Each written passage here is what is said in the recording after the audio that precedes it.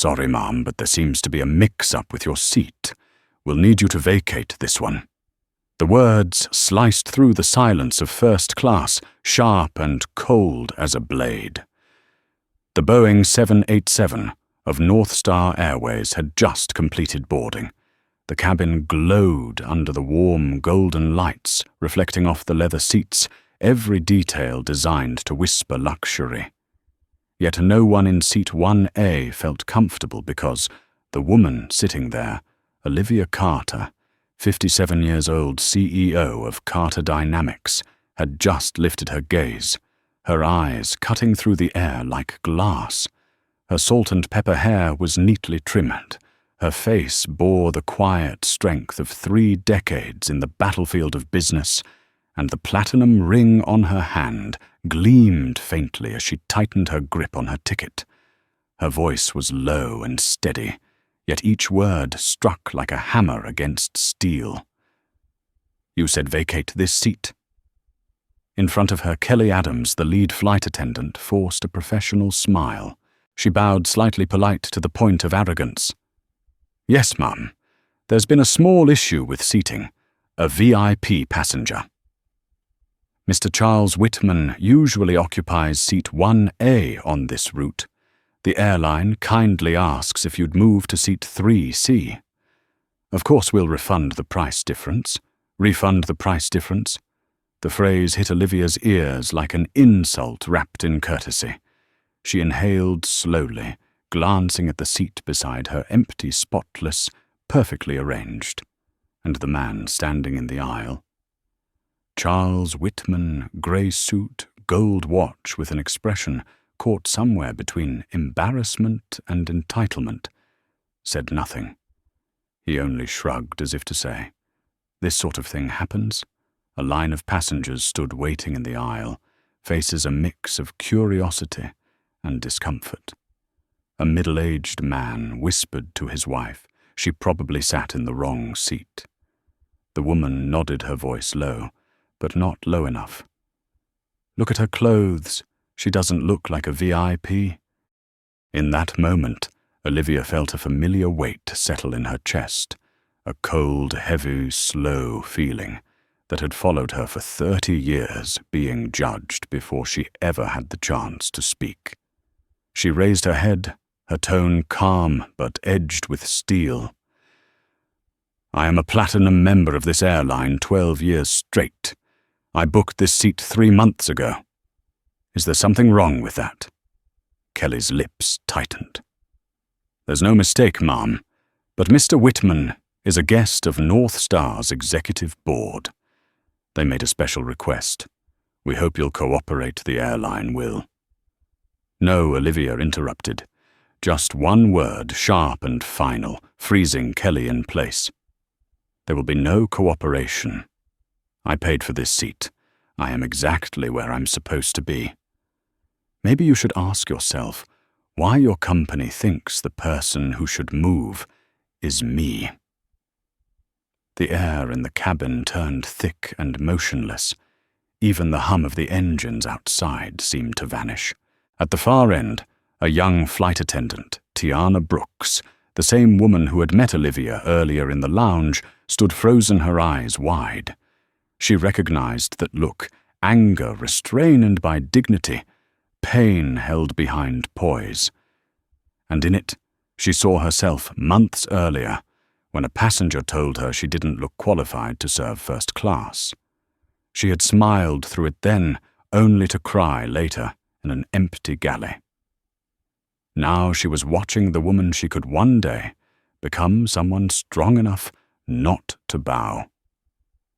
"Call your supervisor," Olivia said, her voice dropping even lower. Kelly blinked. "Ma'am, do it, and note down the names of everyone involved in this special request. My company spends over $2 million a year on North Star flights. I believe this case is worth recording." No one breathed. Charles Whitman, trying to look harmless, gave a nervous laugh. "Please don't misunderstand. I usually sit in 1A, so maybe the airline made a mistake." "Yes," Olivia said evenly, her gaze locked on him. They made a mistake. But the question is, whom did they mistake? A few minutes later, Captain Scott Mitchell appeared tall and composed, his eyes sharp. "Is there a problem here?" Kelly quickly recounted the situation, carefully avoiding the phrase asking to give up a seat. The captain looked at both passengers, then down at the manifest. "Mrs. Carter, correct." "My apologies, there seems to be some confusion from headquarters. Mr. Whitman's seat 2C is available, same space, similar comfort. I hope you'll understand." Whitman's face stiffened, but under the captain's firm tone and the weight of dozens of watching eyes, he forced a smile. I don't want to cause trouble." As he moved toward 2C, Olivia caught the exchange of irritated looks between Kelly and Paul, another attendant, as if they were the ones wronged. The plane hadn't taken off yet, but inside Olivia, a storm had already begun. It wasn't about the seat. It wasn't about a minor incident. It was about realizing she had stayed silent for far too long. For years she had chosen restraint, believing things weren't worth making a scene over. She had focused on her work, on meetings, projects, shares and reputation, convincing herself that success alone would be her answer. But here, beneath the sterile light of the cabin, she finally understood. Success doesn't make people respect you unless you're willing to stand up for yourself. When the captain left, Kelly lowered her head, forcing a smile. "I'm sorry for the inconvenience, Mrs. Carter." Olivia's reply was calm, her smile razor-thin. "No, you're not sorry for the inconvenience.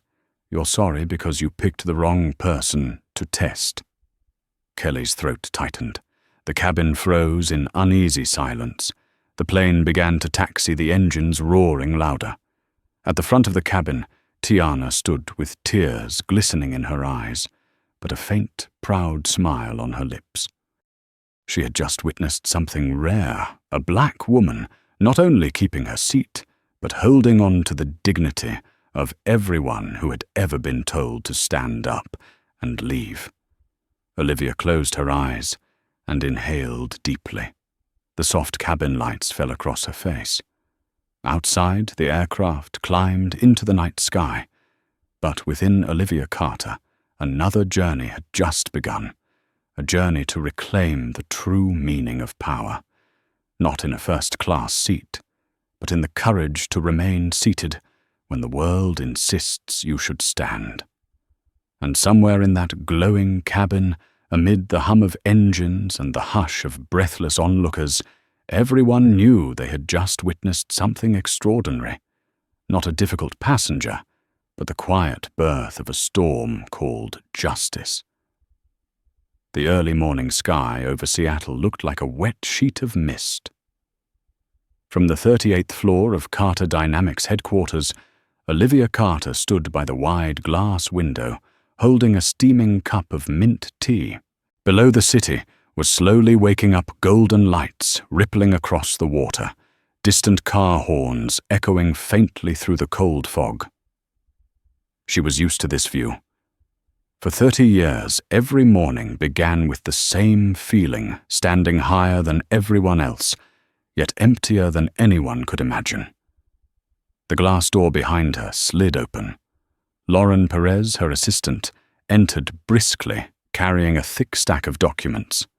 "Good morning, Olivia. The board meeting's been moved to 11. Rob said the quarterly forecast needs another review, and Jason sent the revised file for the London plan." Olivia didn't turn around, still looking out at the city. Lauren nodded. "Yes, he wants to discuss the new timeline for the London office." "Oh, and Megan from PR, she needs your approval on the Forbes interview."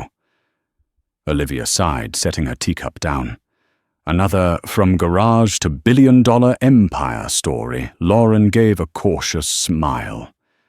That kind of story sells. People love tales of triumph. Olivia turned her gaze sharp as a blade. "Well, I don't. The past doesn't need makeup. It's something I lived through, not something to entertain others. Lauren paused, then nodded softly. I'll tell Megan to rewrite it. Focus on vision, not biography. Exactly. Tell her I'll talk about technology and the future, not about the doors that once slammed in my face. The phone rang. The screen lit up David Carter. Olivia hesitated for a beat before answering. Hi, darling. His voice was deep and warm, but tinged with fatigue. You remember dinner with Emma tonight, right? Olivia was silent for a few seconds before exhaling quietly. I have a 6 o'clock flight. London moved the meeting earlier. On the other end, silence stretched out. Again, Liv David's voice wasn't angry, just filled with that same quiet sadness. This time it's dinner with our daughter. We've had it on the calendar for 3 weeks. I know. But if I don't fly tonight, we'll lose an entire quarter's momentum. You understand this project, I understand. I always understand. David interrupted his voice, gentle but weighted. I just wonder if you do. Olivia sat down, her hand gripping the edge of the leather chair. What do you mean? I mean, for 30 years, you've always had a reason to be absent. A meeting, a partner, a crisis. And each time you lose something small, a dinner, a celebration, a birthday, until there's nothing left for us to lose. His words cut straight through her chest. Olivia swallowed hard. You're exaggerating. I'm just trying to keep everything together. For Emma's future. For our family. Olivia David said softly. We don't need a hero who sacrifices everything. We just need a wife, a mother, someone who can sit down and have dinner once in a while. His tone faltered for a moment, then steadied. Who's flying to London with you this time? The team. Rob, Lauren, and Olivia paused, and Jason David asked, Are you jealous? Olivia gave a faint, deflective laugh. No, just curious. The man who texts my wife at midnight about strategic innovation ideas. I'm curious, that's all. You're being unreasonable. And you're being naive. His voice stayed calm, but there was something like a quiet warning beneath it. I've seen the way he looks at you. Everyone has. Everyone except you, or maybe you just pretend not to. The silence between them thickened. Finally, Olivia spoke, her voice hoarse. What do you want from me, David? I want us to talk when you come back from London. Really talk. Not about the company, not about contracts, just about us. If there's still an us, then the line went dead.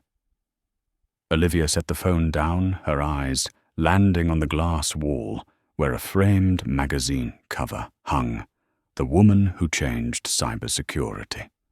She used to feel proud of it. Now it only made her feel tired. The door opened quietly. Lauren stepped in, her tone careful. The meeting starts in 5 minutes. Rob's waiting. Olivia stood, smoothing the sleeves of her grey suit. All right. The conference room on the 40th floor gleamed under bright white lights.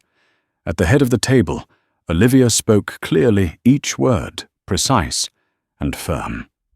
The London project will increase our European market share by 30% within 18 months. If we stay on schedule next quarter, Carter Dynamics will surpass SafeLink and SkySec. On the big screen, the chart soared upward. Heads nodded around the table.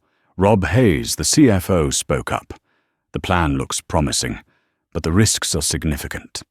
Brexit staffing costs legal volatility. All manageable, Olivia cut in. With the right team, we won't just expand, we'll define the market. From the far end of the table, Jason Miller smiled confidently, eyes fixed on Olivia. I'll handle the initial phase in London. The key contracts are ready, and if you agree, I can stay a few extra days after launch to stabilize the team. Olivia glanced at him, catching the faint warmth in his gaze. David's words echoed in her mind. Everyone sees it except you." Her reply was cool. "No need. We're here to work, not to take vacations." The room fell silent. Jason pressed his lips together, masking his disappointment.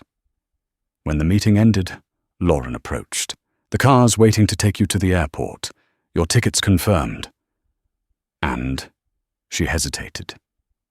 Emma texted, "She hopes to see you tonight, even just for 5 minutes." Olivia stopped a faint ache tugging at her chest. She opened her phone, staring at the unread message. "Mum, dinner's at 7. Please don't cancel again." Her fingers hovered over the keyboard. She typed, then deleted. Typed again. Deleted once more. "Mum's sorry, sweetie. London can't wait."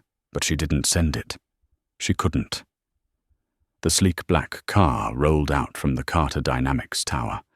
In the rearview mirror, the building with the silver CD logo grew smaller and smaller. Olivia leaned her head against the seat, her eyes heavy. Outside, the city lights flickered to life. Inside her, the only light left came from fading memories, the sound of Emma's laughter as a child, the times David waited outside her office just to have dinner together. All of it traded away for power, for prestige, for the first-class seat she was about to lose. When the car stopped at the airport, Olivia took her boarding pass. She didn't know that just 6 hours later the words, "Sorry, Mom, you'll have to change seats," would turn her entire world upside down, and would finally force her to see her life not from the 38th floor, but from the very seat where she was told she didn't belong. A light drizzle began to fall over the airport roof. Olivia looked up at the grey sky. She couldn't tell whether she was leaving to expand her company or to begin a revolution she herself couldn't yet name. The soft click of high heels sounded on the polished wooden floor of the North Star First Lounge. The scent of oak blended with the thick aroma of espresso, and the soft golden light spread evenly across the space, making it feel more like an exclusive private club than an airport waiting area. Olivia Carter walked in, pulling her suitcase, a polite smile briefly appearing on her lips. She never allowed anyone to see her exhaustion. For Olivia, image was strategy, and composure was a weapon. The receptionist checked her ticket, his gaze pausing for a moment when he saw the name, Olivia Carter, Carter Dynamics Incorporated. Then his demeanor shifted instantly as he bowed with practiced warmth. "We wish you a pleasant flight, Mrs. Carter. The bar is on the right, and the private rest suites are at the end of the hallway. Thank you." Olivia nodded, walking between a rows of soft brown leather seats where expensive suits and designer luggage lined up neatly. She chose a spot near the glass wall, took out her laptop, and reopened the slide deck for the upcoming meeting in London. On the screen, the title appeared clearly, European Expansion Plan, Phase 1. That phrase shone like a guiding light, yet inside Olivia, that light felt dimmer than ever. At the table beside her, a white man in a grey suit was speaking to another receptionist. His voice was deep, carrying the casual authority of someone used to giving orders. "As usual, I want seat 1A, and I want to pre-check my carry-on before boarding." The receptionist bowed slightly. "Yes, Mr. Whitman, I have made a note." Olivia looked up. That name Whitman would cling to her flight like a bad omen. He turned away, his eyes sweeping past her, as if she were nothing more than part of the background of the room, a glance that was not intentional, but full of assumptions. Olivia knew that look well, the same look she had faced throughout her career, walking into conference rooms full of men, signing million-dollar contracts, while still being asked, "Which department do you work in?" She drew a long breath and returned to the plan. Everything had to be perfect. London was not just expansion, it was the rebirth of Carter dynamics after 2 years of market turbulence. "Excuse me, Mrs. Carter," a small, slightly trembling voice. Olivia looked up. A young North Star flight attendant stood in front of her fingers, gripping a coffee tray. Her face was round her brown skin, smooth her curly hair, pinned neatly into a bun at the nape of her neck. "I am sorry to bother you, but I just wanted to say I am Tiana Brooks. I heard you speak at the Women in Tech conference last year." "Your talk?" She drew a nervous breath. "Change the way I see myself." Olivia smiled. "Oh, really? Thank you, Ms. Brooks." "Yes. I am still in college, majoring in computer science. Working at North Star is just temporary to pay my tuition."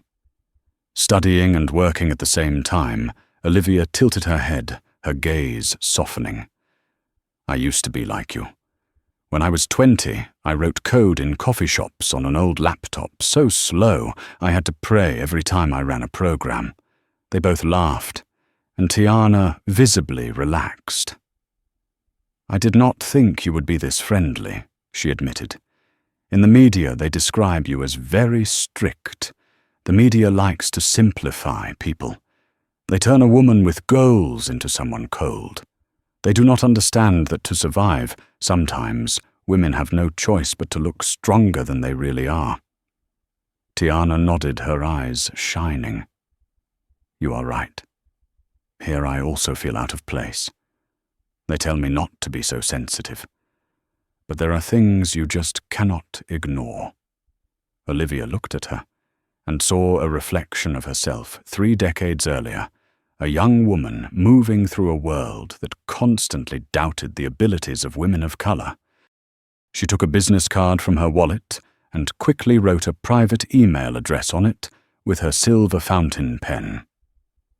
"Send me your resume when you graduate. Carter Dynamics always needs people with a fighting spirit." Tiana received the card with both hands, slightly trembling. Thank you so much." Olivia lightly touched her hand. "Do not just dream of opportunities, create them. And do not let anyone convince you that you are taking up too much space. If anything, take up more." Tiana walked away, glancing back at her several times, as if she had just met a hero. Olivia remained seated, looking at the remaining business cards in her wallet, and smiled faintly. She had once been proud to be a source of inspiration, but now, seeing Tiana, she felt a small ache in her chest, realizing she had lost part of that girl in herself a long time ago. A loud burst of laughter cut across her thoughts. Over by the bar, Charles Whitman was chatting with a group of airline staff. His voice carried all the way to where Olivia was sitting. "I fly this route every week. They know I like seat 1A. I never have to ask." The staff laughed awkwardly. A woman in a company suit added quickly, "Of course, Mr. Whitman.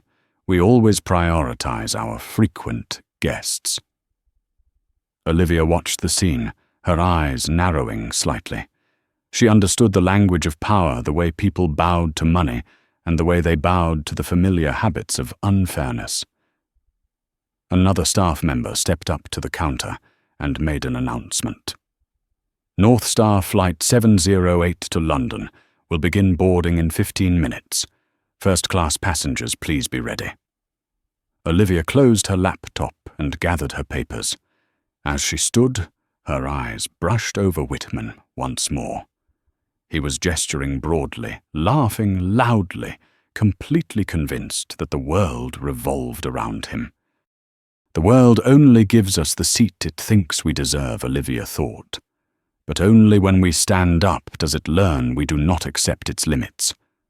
At the boarding gate, Tiana appeared again, guiding passengers with practiced professionalism. When she saw Olivia, she smiled and gave a small nod, a silent greeting. Olivia answered with a warm look. No one knew that in that brief moment, 2 generations of women of color had shared an unspoken promise that wherever they were seated, They would not let others define their worth. In the first-class cabin, Olivia settled into seat 1A and took out her notebook, writing a few quick lines. Under the soft golden light, her handwriting moved slowly, steady, and deliberate. Sometimes we do not need to raise our voice to create change. We only need to stay seated in the place that is rightfully ours and refuse to move.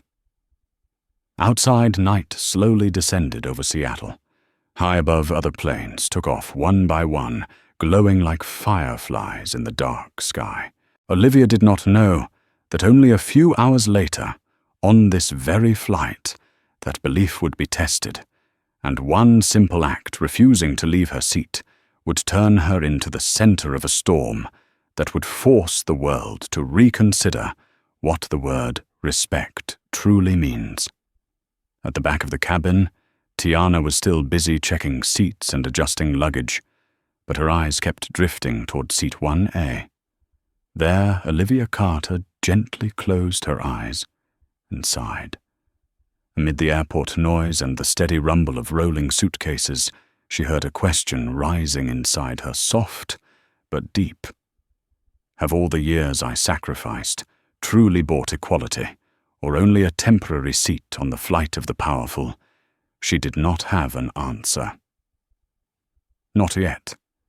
But the air itself seemed to be shifting, and with it the fate of a woman named Olivia Carter was also about to take off. The announcement echoed softly through the lounge. North Star Airways Flight 708 to London is now boarding. First-class passengers, please proceed to the gate. Olivia Carter closed her laptop and stood up. Every movement she made was precise, almost ceremonial, pulling her suitcase, buttoning her grey blazer, adjusting her watch, and letting a faint, practiced smile cross her lips. But deep in her eyes lingered a stillness, quiet and heavy like the surface of a lake before a storm. She passed through the gate, handing her ticket to the attendant. The young woman smiled. Seat 1, Mrs. Carter. Have a pleasant flight. 1A. A familiar number part of her travel ritual. A small world where she could sit in silence, detached from the noise, working, thinking, existing as a woman who had fought through prejudice to earn her place. She did not know that in just a few minutes, that very seat would become a battleground. The first-class cabin was quiet. Soft white light spilled across rows of plush brown leather seats. Olivia placed her suitcase in the overhead compartment, sat down, and opened her phone to check her London schedule. 7 in the morning, meet the delegation at headquarters. 9 o'clock, meeting with the Trade Department. Everything was organized, structured, perfect, just like her.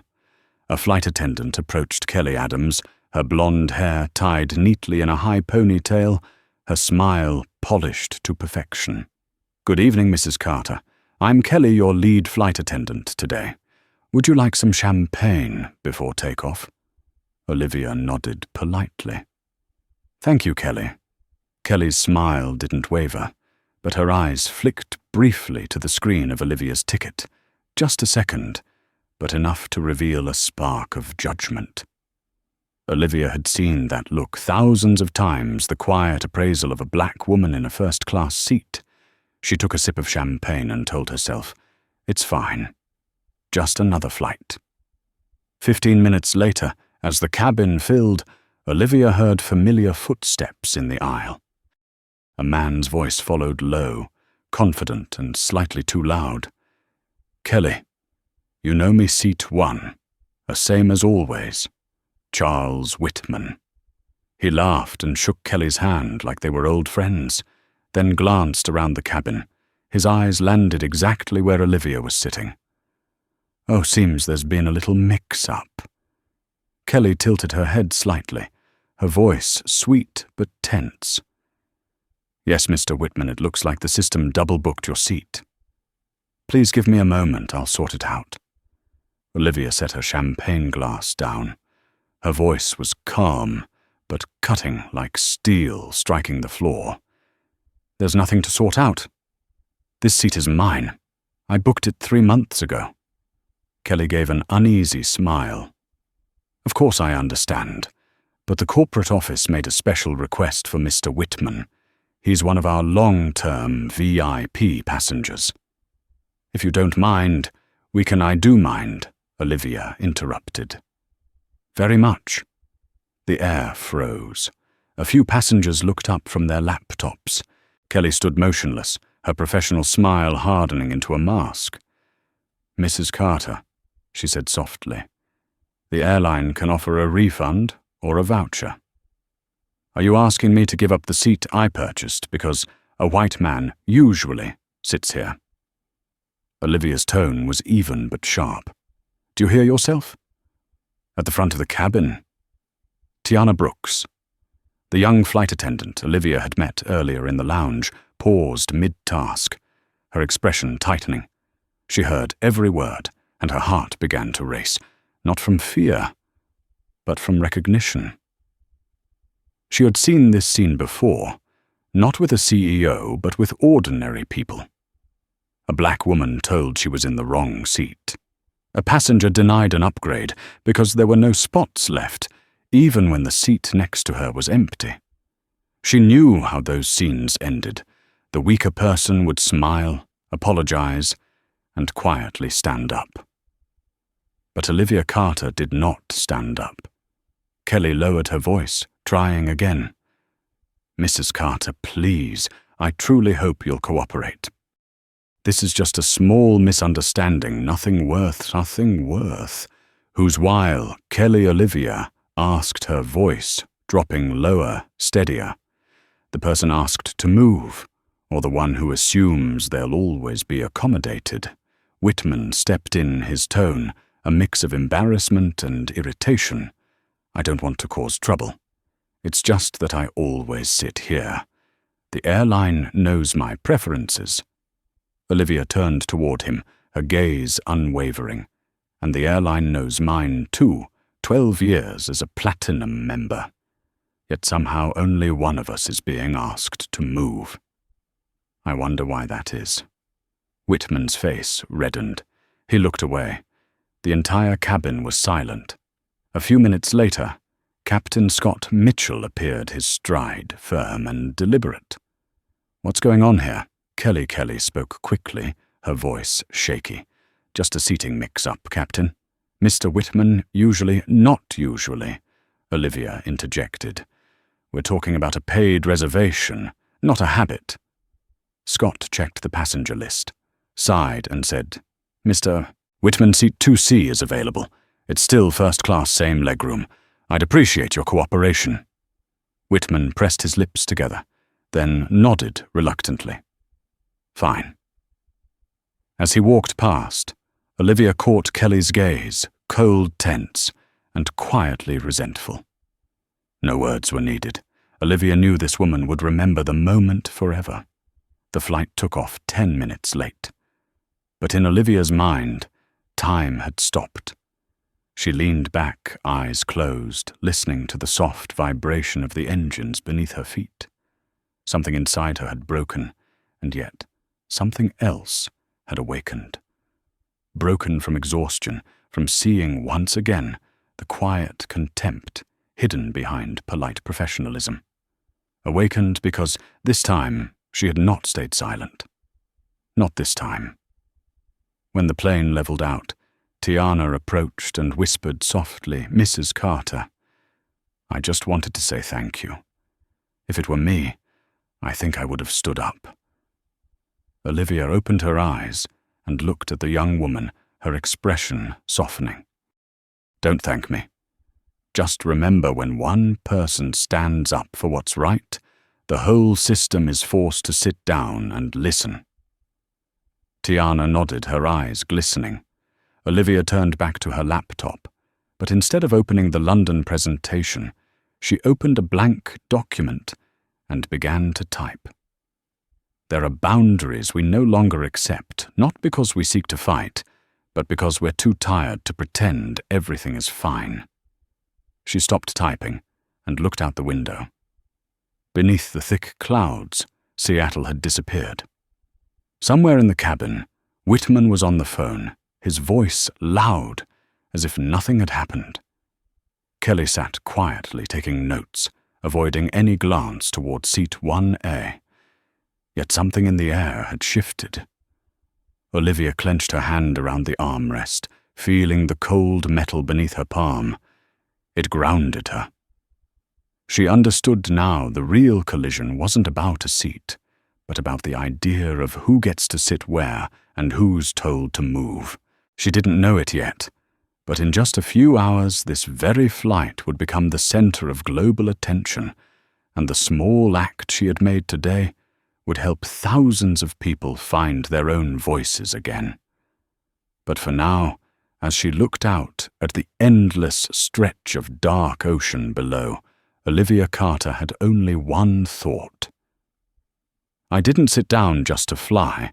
I sat down to begin another kind of landing, the collapse of old assumptions about human worth. The Boeing surged forward through the clouds. A new chapter was beginning high above the world, where people believed there was only peace, but hidden within, there was revolution.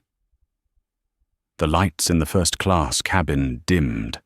The low hum of the engines blended with the soft breathing of sleeping passengers. The whole space sank into a kind of artificial quiet, the kind of silence that only exists when people temporarily forget the things they do not want to face. Olivia Carter was not asleep. She sat upright, laptop open in front of her, the bluish light washing over her face, and making her already resolute features seem even colder. On the screen, a title blinked softly. Letter to the Board of Directors of Carter Dynamics. She typed slowly each word, feeling as if it were carved out of stone. After 30 years of building this company from an old garage in Rainier Valley into a global corporation, I realize I am standing at a crossroads between two paths where success and meaning no longer walk side by side. Her fingers paused. The faint cabin light reflected in her eyes that once burned when she spoke about technology, about innovation, about changing the world. Now in those same eyes there was only exhaustion. She looked out the window. Outside, the ocean was black as ink. At an altitude of 30,000 feet, everything was still, no roads, no borders, no separation. If only the ground were like this, she thought. The scene from earlier replayed in her mind, Kelly's face, straining to hold that fake smile, Whitman's condescending look, and the young, shaken face of Tiana Brooks as she whispered, "If it were me, I think I would have stood up." "No," Olivia murmured. "You do not need to stand up, Tiana, because this time I will not leave my seat." A male flight attendant, Paul Jensen, walked past, checking the rows. Seeing that Olivia was still awake, he stopped and asked politely, "Mrs. Carter, can I get you anything else? Chamomile tea, or perhaps another blanket?" "No, thank you." Paul nodded and moved on, but Olivia noticed his quick glance at her screen. She gave a weary smile. People were always curious when they saw a woman typing in the middle of the night, especially a woman with power.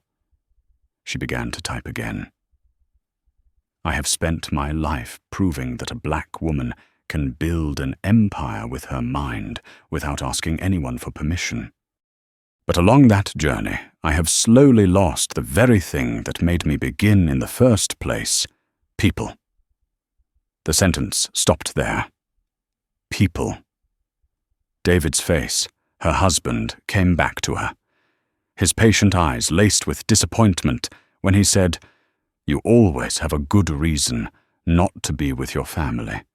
And Emma, their daughter, who no longer sent messages full of hurt, only short, distant ones. "I get it, Mum. You are busy." She had always believed they understood her. In truth, they had simply given up. Olivia closed her eyes and recalled a day long ago when Emma was still little. She had run into the living room and wrapped her arms around her mother, shouting, "You are my hero." Now that same Emma said to David, "I do not know who Mum is, except what I see in articles online." Olivia typed again. "I have become the woman I once feared most, the one who believes love can wait, that justice can be negotiated, that dignity is a luxury." A hot tear slipped from the corner of her eye and fell onto the keyboard. Olivia gently wiped it away and saw the word "save" glowing in the corner of her screen. Instead of saving, she opened a new file and named it legacy.docx. This time, it was not a resignation letter, but a declaration. Legacy is not the company you leave behind, but the people you inspire to carry the work forward. Tonight I met a young woman, Tiana. She reminded me that the world still needs those who are willing to stand up, even if it is only to say, "I will not give up this seat to anyone." Her hand stilled. Her heart beat slower. Something was shifting inside her, something that had been buried beneath decades of meetings reports and stock prices. A soft rustle sounded near the cabin door. Tiana appeared holding a water jug and smiled when she saw Olivia was still awake. "Mrs. Carter, I do not want to disturb you, but thank you for what you did earlier." Olivia looked up. "You are still not asleep." Tiana shook her head lightly. "After seeing what happened, I do not think I can sleep. I saw something I never quite believed could exist, that even when the world tells you to be quiet, someone can still choose to speak." Olivia studied the young woman, her bright eyes full of hunger for something more. "Do not thank me. Promise me this instead. When it is your turn, do not stay silent." "Yes, ma'am." Tiana walked away, leaving a pocket of quiet behind her. Olivia exhaled slowly, as if she had just placed the first brick of something new. She checked her phone and saw a message from Emma sent 3 hours earlier.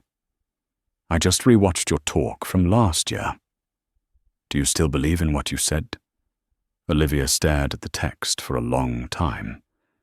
She did not reply, but in her heart, the answer was already clear. "Yes, but I forgot how to live in line with it." Outside, the plane rattled gently as it entered a cold air current. A few chimes sounded. Kelly walked through the cabin, checking seat belts, her eyes flicking quickly toward Olivia this time, without indifference but with caution. Olivia understood. That silence was not respect, it was fear. She turned back to her laptop and finished the final lines. "I used to think justice was a grand battle. But sometimes it begins with refusing to move from the seat the world says you do not deserve. Tomorrow when this plane lands, I will decide either I walk away from everything or I begin again for the first time with a real purpose." She pressed save. The screen went dark. In the cabin, the faint nightlight lay across her face. At this height, there were no cities, no voices, no limits. Only the endless sky, and a woman asking herself, "If today is the beginning, do I have enough courage to live differently?" Behind her, Whitman laughed loudly, talking about investments and golf. Kelly still laughed along, though her eyes avoided contact. Paul sat down on the jump seat, closing his eyes as if nothing had happened. But in seat 1, something was rising. Not anger, but awareness. For the first time in many years, Olivia felt herself returning to the true center of who she was. A place without titles, without the word CEO, without pressure, only a human being. The plane jolted hard once more. The warning lights blinked on. Olivia smiled faintly and gripped the armrest. The turbulence was brief, but it reminded her of something to break through the cloud layer a plane has to endure, shaking, and to break through our limits people do too. On the screen, the cursor blinked beside the final line of her letter. Sometimes the bravest thing is not to climb higher, but to pause in the middle of the journey, look around, and realize you have flown too far away from yourself. She pressed save. One last time, then gently closed the laptop. Outside, moonlight spilled across the wing of the aircraft, a quiet glow over a night in which Olivia Carter had just written the opening chapter of her awakening. No one on that flight knew that just a few hours later, the letter written in this silence would become the manifesto of a human-centered revolution sparked by a woman who had finally grown too tired to stay silent. A faint sound came from the galley, blending into the steady hum of the engines. It was close to midnight now. Most of the passengers were asleep. In the first-class cabin, only dim, golden streaks of light remained on the ceiling like distant stars. Olivia Carter was still awake. Her laptop was half closed, her fingertips resting lightly on the cold silver edge. She had just finished writing the letter that would change everything, yet, instead of feeling relief, there was a heaviness in her chest, an unshakable sense of foreboding. From behind her, whispers of an argument broke the stillness. The voices were low but tense enough to make Olivia lift her head. A young woman's voice, strained but trying to stay calm. "Miss Kelly, I'm just saying he shouldn't have. Shh, keep your voice down." Tiana came another voice, sharp and cold.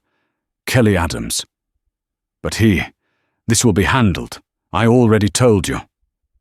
Olivia narrowed her eyes, closing her laptop and glancing toward the back of the cabin. Under the soft yellow lights, she saw Tiana Brooks, standing upright, her shoulders tight, while Kelly and Paul Jensen, the middle-aged male attendant, blocked the aisle like two cold, silent gates. "Is there a problem?" Olivia's voice was calm, but carried unmistakable authority. The three turned to face her. Kelly forced a strained smile. "Nothing, Mrs. Carter. Just a small misunderstanding." But Tiana shook her head, slightly, her eyes glistening. "It's not a misunderstanding, Mrs. Carter. Mr. Whitman, he touched me when I was pouring his wine. And Miss Kelly told me not to make a scene." The air froze. Paul immediately stepped in, his tone laced with rigid professionalism. "Tiana, I advise you to reconsider your words. Mr. Whitman is a frequent VIP passenger. Do you really want to risk your career over a minor incident?" Olivia stood up. A minor incident. Her voice wasn't loud, but it was sharp enough to cut through the air. All three froze. "I heard everything she said. And I want to ask, is this North Star's standard procedure to cover up misconduct to keep your VIPs happy?" Kelly inhaled sharply, her practiced smile fading. "Mrs. Carter, I don't have the authority to discipline passengers. Only the captain can make that decision. I just wanted to keep things peaceful." Peaceful for whom, Olivia asked, locking eyes with her. For him, the man with money, or for you, the woman afraid to lose her job? Tiana bit her lip and said softly, "I just want to stay safe. And for Amber, the new attendant. He's worse with her." The name Amber fell like a shard of glass into the silence. Then the captain's voice came over the intercom, calm and deep. "Ladies and gentlemen, we are entering an area of turbulence. Please fasten your seatbelts." Tiana bowed her head. "Excuse me, I need to return to my station." "Wait," Olivia said, her tone low but heavy. "You're not alone." Tiana gave a small nod and quickly walked back to the galley. Olivia sat down and fastened her seatbelt, but her heart wouldn't settle. She knew this wasn't over. Not yet. Less than 5 minutes later, the plane jolted hard. The wine glass on Olivia's table slid, spilling across the surface. A sharp thud came from behind her. Then a man's voice, loud and angry. "What do you think you're doing?" Olivia turned. The scene froze before her eyes like a frame from a film. Amber Lewis, the new flight attendant, stood motionless beside Charles Whitman's seat. Red wine stained her uniform. Her face was pale. Whitman threw up his hands, his voice rising. "You spilled wine on my laptop. Do you have any idea how much that costs? I'm so sorry, sir." The plane shook.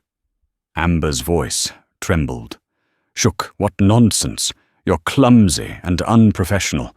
Get your supervisor here. Now I don't pay to be served like this." The first-class cabin turned to look. A few passengers shook their heads. Others pretended to read the familiar apathy of people who wanted to stay uninvolved. Olivia stood up. "Mr. Whitman," she said evenly. "I think you owe her an apology." The cabin went silent. Whitman turned his face, flushed with fury. "Apologize. She poured wine on me because of turbulence," Olivia replied. "I was sitting right here. I saw it. And your reaction goes far beyond what happened." Kelly rushed over, voice high and tense. "Mrs. Carter, please return to your seat. We're handling this." "No, Kelly." Olivia said, her eyes like steel. "You're not handling it. You're burying it." Paul stepped forward, his tone firm. "Mrs. Carter, if you continue to interfere, we'll have to file an incident report for disruptive behavior." Olivia gave a short, cold laugh. "Disruptive? What regulation forbids me from asking a man to show basic decency?" Amber lowered her head, tears falling silently. From the galley, Tiana stood, frozen, her hands gripping the serving tray, too afraid to move. The air in the cabin was thick enough to suffocate. Olivia took a step closer, standing directly in front of Whitman. "I used to think men like you only existed in history books, but it seems some still believe money can buy submission." "Who are you to tell me how to behave?" Whitman snapped. "A witness?" Olivia said, her eyes never wavering. "And someone who refuses to stay silent." The cabin stirred with quiet whispers. A man in row 3 gave a subtle nod. The woman beside him reached for his hand. Kelly turned away, jaw tight. Captain Scott appeared at the front of the cabin, summoning all 3 attendants. Olivia could hear his deep voice, steady but firm. "What's going on here?" Then silence.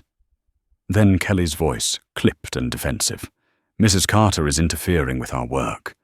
Mr. Whitman lodged a complaint against the crew, and wee Tiana's voice broke in soft but clear. "No, Captain." Mr. Whitman harassed and verbally abused the attendants. We reported it earlier. A long pause followed. Then Scott's voice came again, low and deliberate. "I'll handle it." 10 minutes later, he returned to the cabin. He approached Olivia quietly and said, "Thank you, Mrs. Carter. I've spoken with the crew. We'll be filing a report on the incident. And I apologize on behalf of the airline." Olivia met his gaze, her tone steady. "I don't need an apology. I need action, and I'll be watching to see if you take it." Scott nodded, a new resolve in his eyes. "We will." As he walked away, Tiana came forward, her voice trembling slightly. "Thank you, ma'am. You just saved both me and Amber from losing our jobs." Olivia smiled faintly, her voice warm and low. "No, Tiana. I didn't save anyone. I just reminded everyone that dignity doesn't come with a seat class." After the incident, the cabin sank into a heavy, uneasy silence. Whitman turned toward the window, his face stiff. Kelly sat on the crew bench, avoiding everyone's eyes. Olivia returned to her seat and reopened her laptop. She deleted the last line of her letter and typed a new one. Sometimes a small act can shake an entire system. Not because it's loud, but because it wakes up the souls that have grown too used to bowing. She looked at the words and smiled softly. Outside the window, the black ocean below began to fade, replaced by the faint glow of approaching dawn. Olivia whispered quietly, "Perhaps after all the sky is grateful for turbulence." And somewhere in that cabin, those who had stayed silent began to think about fairness, about respect, and about the woman sitting in seat 1A who had just taught them a lesson without raising her voice. No one has the right to make you leave the seat that rightfully belongs to you. Dawn began to break, peeking through the thick layers of cloud. The first light streamed into the first-class cabin, like a thin veil of smoke slipping through the window and falling across the calm face of Olivia Carter. She had not slept. The night had felt longer than any transatlantic flight she had ever taken, not because of time, but because of what had been shifting inside her. She had witnessed something undeniable, that truth only needs a single moment to shatter the artificial wall of so-called professionalism. All it takes is one person brave enough to say enough. Soft footsteps sounded at the front of the cabin. Captain Scott Mitchell was making his way down the aisle.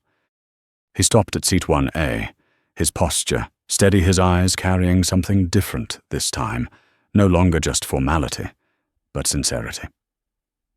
"Mrs. Carter," he began, his voice low. "And even, may I speak with you in private for a minute?" Olivia nodded and unfastened her seatbelt. They moved to the small area between the cabin and the cockpit, where a faint green light cast a pale glow on the floor. Scott drew a breath. "I have spoken with the crew, with Kelly, with Paul, and with Miss Brooks. I have also spoken to Mr. Whitman." Olivia folded her arms and stayed silent. She did not need to say anything. Scott paused, then corrected himself. Mr. Whitman did not deny what happened. He said it was just his way of being friendly. "I have filed an incident report. When we land, the airline's human resources department will take over. But there is something you should know." Scott met her gaze, his voice dropping slightly.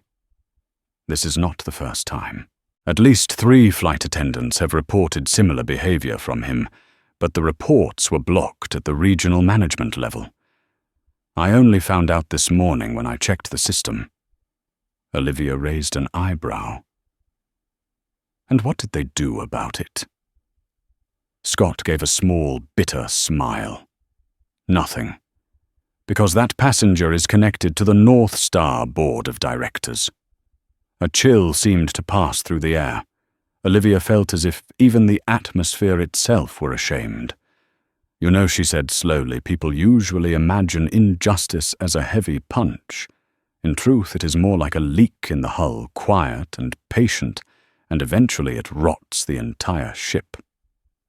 Scott said nothing for a moment, then exhaled. "I agree. And maybe I have been silent for too long as well." "You have 3 daughters, do you not?" Olivia asked, remembering the family photo he kept beside his nameplate in the cockpit. Scott nodded. "Yes. And tonight I kept asking myself if they were in Tiana's place or Amber's place, who would stand up for them." In that moment, Olivia realized it was not only Tiana or Amber learning how to find their voices. The man standing in front of her was learning too. Mrs. Carter Scott continued, "What you did last night, it made me think. You may not know it, but when you stood up, the whole cabin went quiet.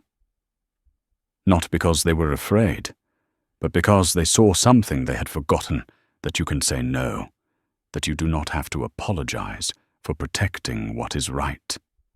Olivia smiled faintly, a hint of sadness in her eyes. "Sometimes what we call courage is nothing more than exhaustion. I am simply too tired to keep pretending everything is fine.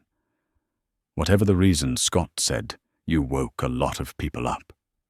He paused, looking toward the window, where the morning light was beginning to spill in. I have sent my report directly to the airline's board. I do not know what will happen, but I know this. I cannot look the other way anymore. Olivia nodded. You have just taken off for the first time without needing an airplane, Captain. When they returned to the cabin, Tiana was helping Amber clear the last of the glasses. Both of them looked up, their eyes meeting Olivia's full of gratitude and searching for something solid to hold on to. Olivia walked over and asked gently, "Are you both all right?" Amber nodded, her voice shaky but firm. "I am all right." "Thank you for not letting it slide." Olivia smiled. "Do not thank me. Thank yourself for staying through the night without walking away from this job." Tiana looked at her, her eyes bright like a small flame. "You know, the whole crew in the back has heard about what happened. Someone recorded the moment you spoke to Mr. Whitman. They said it is the first time they have seen a passenger stand up for them like that." Olivia paused. "Recorded?" Tiana nodded. "Just a few seconds. But I think it is already being shared in the airline's internal group." A familiar feeling rose in Olivia's chest, unclear but powerful. She did not know yet that a few hours from now that very clip would shake the skies in a very real way. When Olivia returned to her seat, sunlight was pouring into the cabin. She opened her laptop again and looked at the last line in the document called legacy.docx. Then she began to type. The strength of leadership does not lie in giving orders, but in the ability to help others dare to believe in what is right. If anyone ever reads these words, remember this. Sometimes a single lone voice is enough to make the sky tremble. She saved the file, closed her eyes, and rested her head against the seat. The steady thrum of the engines sounded like a heartbeat. A moment later, the intercom crackled, and Scott's calm voice filled the cabin. "Ladies and gentlemen, we are beginning our descent. Our estimated arrival time in London, Heathrow, is 7:42 in the morning. The weather is clear and beautiful." Olivia opened her eyes and looked out the window. The golden light of dawn exploded across the wings of the aircraft. Below, the surface of the sea shimmered as if it had been covered in gold leaf. Kelly walked by and paused briefly next to her seat. She bowed her head slightly and said quietly, "Mrs. Carter, I am sorry. I was wrong not to stand up for my own crew." Olivia looked at her and saw that Kelly's eyes were red. She gave a small nod, her tone softening. "What matters is that you realized it, while you still have the chance to make it right." Kelly nodded and walked away. It was a late apology, but a genuine one. For Olivia, it was enough to believe the world was still capable of healing itself. As the plane continued its descent, Tiana passed by and leaned in to straighten Olivia's tray table.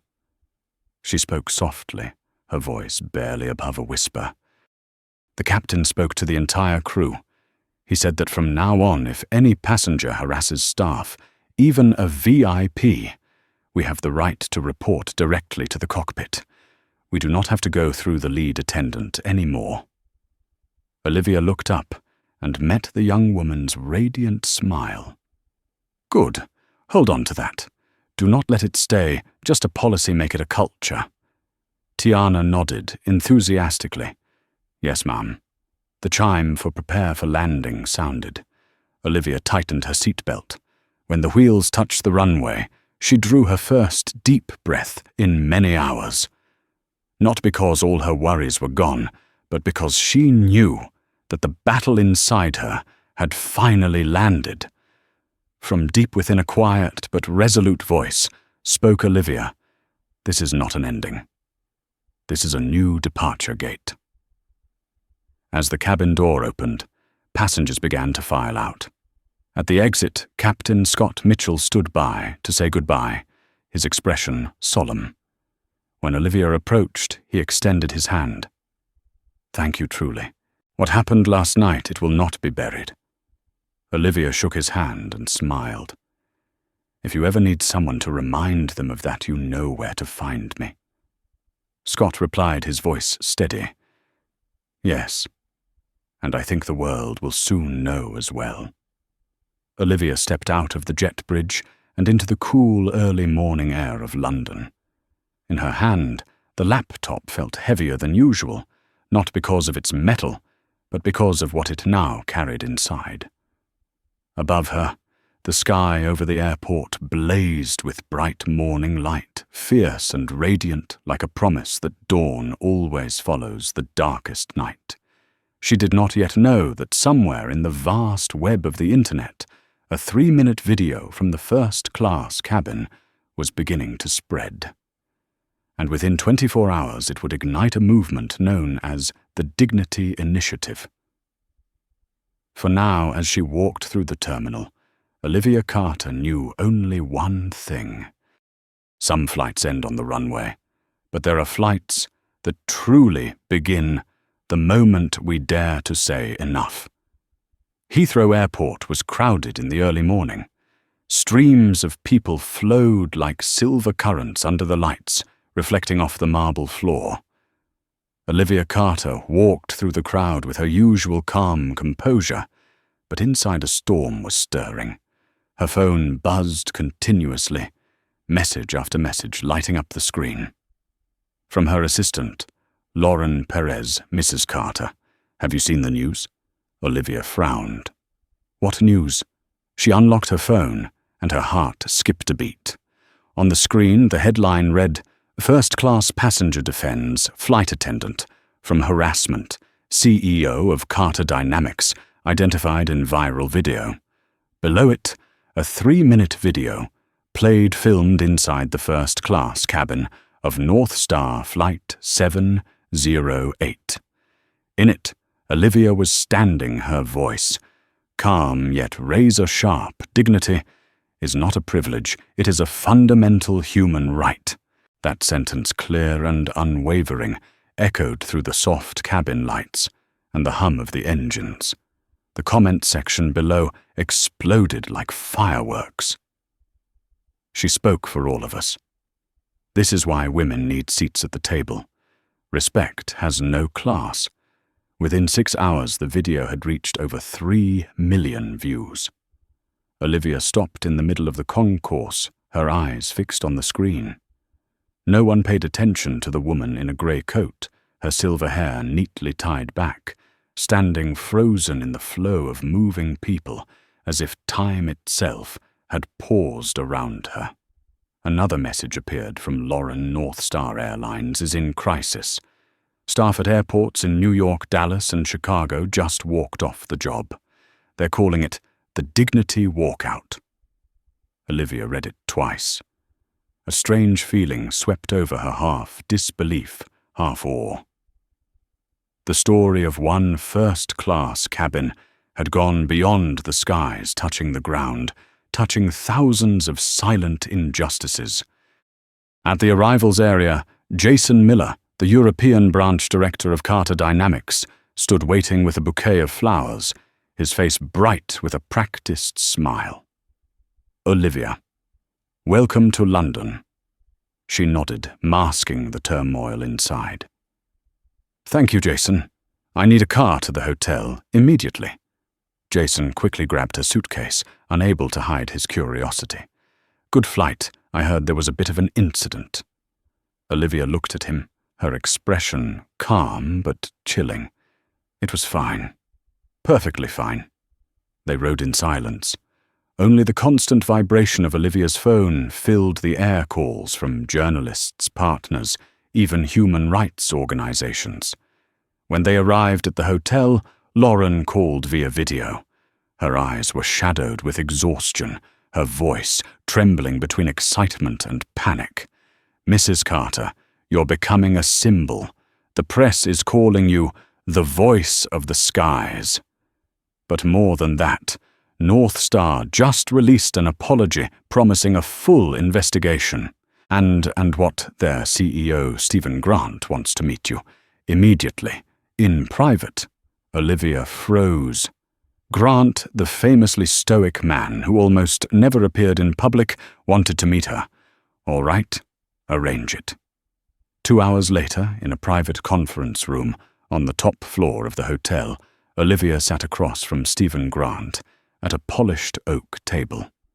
He was about her age, his face carrying the weary lines of someone who had once believed power could control everything. Mrs. Carter, he began, his voice low and deliberate. I owe you an apology.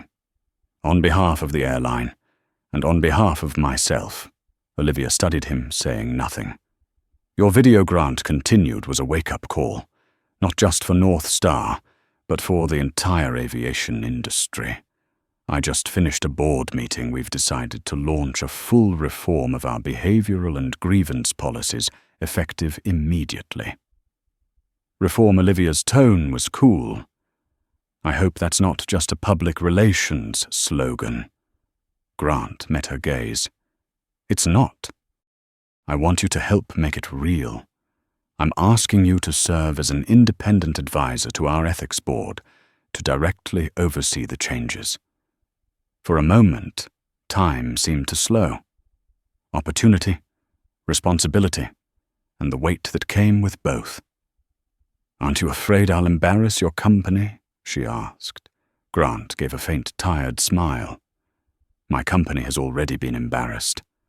Now I want to help it regain its soul. The conversation lasted more than an hour.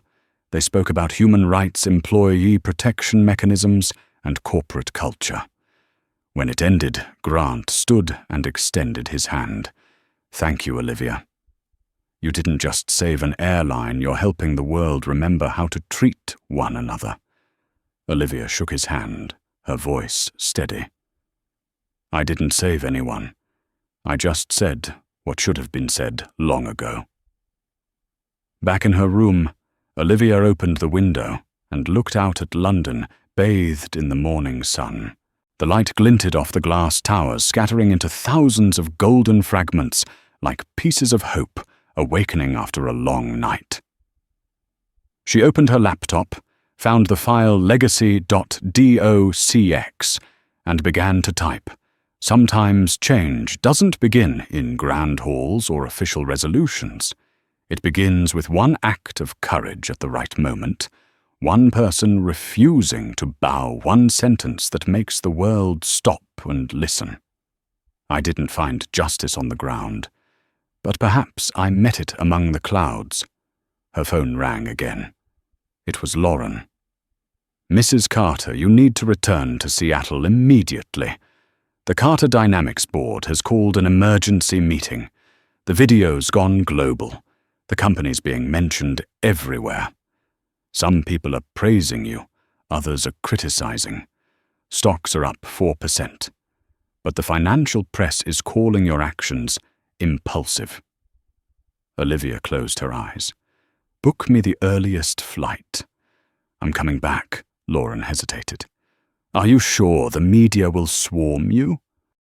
Olivia opened her eyes and looked straight into the mirror. If I had the courage to stand up in first class, I can stand in my own boardroom. The next morning in Heathrow's VIP lounge, Olivia sat quietly waiting for her flight back to Seattle. The television on the wall was broadcasting live footage, hundreds of airline employees in New York, Chicago, and Toronto, holding signs that read, "Respect takes flight." The news anchor spoke, "The Dignity Initiative movement, started by North Star employees, has now spread to 18 other airlines. Olivia Carter is being hailed as the symbol of human dignity in action." Olivia watched the screen and smiled, not a proud smile, but the smile of someone who had finally found meaning in her scars. A service attendant approached softly. "Mrs. Carter, Your flight is ready." Olivia stood pulling her suitcase behind her. Outside, the light filtered through the clouds, reflecting off the glass panels the same kind of light that had shone through the window on that fateful flight. Only this time, she wasn't flying away from something. She was flying toward it, to face it, and perhaps to begin something greater than anything she had ever imagined. Because sometimes the turbulence in the sky isn't an accident. It's the universe's way of waking up those who have been silent for too long. As the North Star jet touched down in Seattle, the afternoon sun poured through the glass, golden and blinding. On the runway, dozens of reporters and cameras were already waiting. Olivia Carter stepped out amid a storm of flashing lights, each burst like the beat of a drum, marking the beginning of a new battle. Lauren ran toward her, breathless. "The board is waiting at headquarters. They want you to explain yourself." Olivia nodded, her gaze steady. "There's nothing to explain, Lauren. Only the truth." On the drive back, the radio was filled with news reports. The hashtag Dignity Initiative has surpassed 50 million shares. Major corporations are now being urged to review their internal workplace cultures. Olivia looked out the window and saw crowds gathered outside the gates of her company, holding up signs that read, "Respect is power," and "Olivia, we stand with you." She smiled faintly. The storm the world was talking about wasn't a crisis. It was an awakening, and for the first time in many years, Olivia Carter felt no fear. Because this time, she knew this storm wasn't meant to destroy. It was meant to wash away what was old and make room for a new sky. The conference room on the 40th floor was brightly lit, yet the air felt heavy. 12 board members sat in silence, their eyes fixed on Olivia Carter, the woman who had become the center of the world's attention. CFO Rob Hayes stood up, his tone sharp and accusing. "You've dragged this company into a media storm. Do you have any idea what the consequences are?" Olivia calmly opened her laptop and projected the screen onto the wall. The company's stock had risen by 7%. Website traffic had quadrupled, and hundreds of thousands of job applications had poured in within just 24 hours. "These are not consequences," she said, her voice low and steady. "They're proof that people will always gravitate toward what is real and meaningful." The room went completely still. After a few seconds, Rob sank back into his seat, lowering his head. Olivia closed her laptop and turned to the window, gazing at the Seattle skyline, where digital billboards were glowing with the words, "Dignity Initiative." She understood now the world had changed, and so had she. "Carter Dynamics will no longer just sell technology," she said. "We will spread a culture of respect." As she stepped out of the boardroom, Olivia looked up at the clear blue sky. For the first time in years, her heart felt light. The battle was over, and dignity had taken flight. From the perspective of a leadership ethics expert, Olivia Carter's journey is more than the story of a CEO. It is proof that dignity is the truest form of power. When one person dares to stand up for what is right, the entire system is forced to change. Because respect doesn't need noise, it only needs action. If you believe that respect can change the world, hit like to spread this message and subscribe so you won't miss the next stories about justice and humanity. And leave a comment below. Keep respect.